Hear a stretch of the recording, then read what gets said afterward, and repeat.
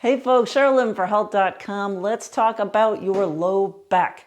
Do you sometimes have low back discomfort? Or do you have a prior injury that leaves you in this post-rehab state? Well, if so, I have a couple of super cool and unique things for you to try. It'll be 2 drills. Stick around. Before we do our drills, we need to choose an assessment. So to keep it simple, I'm going to do a range of motion assessment, touch my toes. Go ahead and do this with me and mark where you're at.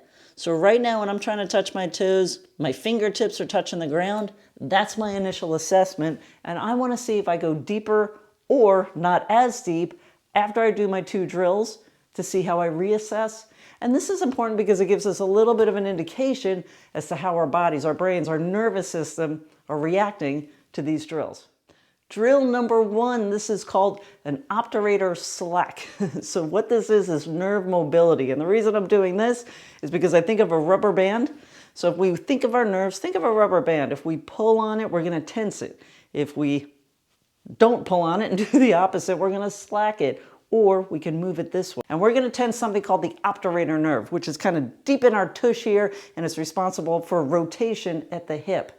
Now, if something is stuck somewhere on our nerve, that could cause some issues, and that's why for low back discomfort, we're going to try and stretch and or move this particular, or tense this particular nerve here. This nerve is located deep in here, starting up here, and it branches off toward the inside of our leg. So these are really the sections that we want to stretch right now. So follow me on a few steps here because this is super interesting stuff. So notice here I'm on a step. I recommend using some kind of stepper, a chair, anything that you could put your knee on, and then I've got a cushion here. So the first step I want to do, we want to think about stretching the inside of the leg. I'm going to take my leg that's on the ground and simply place it out by about a foot to get that stretch here. We also want to stretch the hip flexor area right here. So I just want to make sure I'm kind of sticking the tush out here so that this gets stretched. Also, to get a further stretch on the leg, I'm going to grab my foot. Some people use a band. If you can't reach your foot, you could grab a band around. We've got some assistance here that's agreeing with me. So I'm just going to curl at the top so my upper back gets curled. So we're stretching here, the front and the inside of the leg. Now we need a move that's going to actually move the nerve, which is something we call a driver.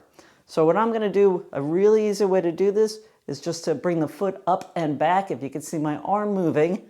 Another way to do this that I actually like better, it looks a little weird, is to curl the upper part of my back and just pulse up and down, and I can really start to feel that stretch.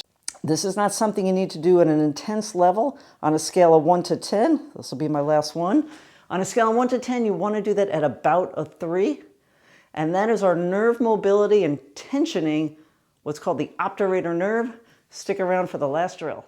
Drill number 2 and the last one, we're going to do something called hip distraction with rotation. So notice I'm standing on a cushion here. You could do this on a step. I just wanted to be elevated a little bit because we're actually going to distract this hip. I'm going to get something to balance on. Let me use my golf club here. This is not a balancing drill, so I don't necessarily need to try and balance, so I'm going to use my golf club. So what I want to do here now is I want to distract this hip here. So I'm actually going to push it down.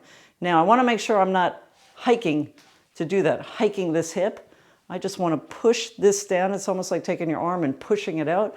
We want to push this down because we're trying to create space in that hip joint. And once this feels distracted, you could even put your hand on it and try and pull your leg down to really feel like you're distracting it. And once it is, just rotate in and out. Okay? And you're really getting things flowing in here and moving while it's distracted and helping to create a healthy space in here. Just do this again about 6 or 8 times. And that's it. Let's reassess and see how I respond to those 2 drills. I'm going to go ahead and touch my toes again. Okay, I don't quite have my palms down, but almost, and this is definitely further than I was before. So these are drills that I respond positively to. So if you have also a positive response, these are drills that you could do for one throughout the day, certainly before your workout or before you get on the golf course, and then also see how it feels on your lower back after doing these. If you have any questions, feel free to reach out anytime. I would love to hear from you. This is Charlotte Living for Health. Thank you so much for watching.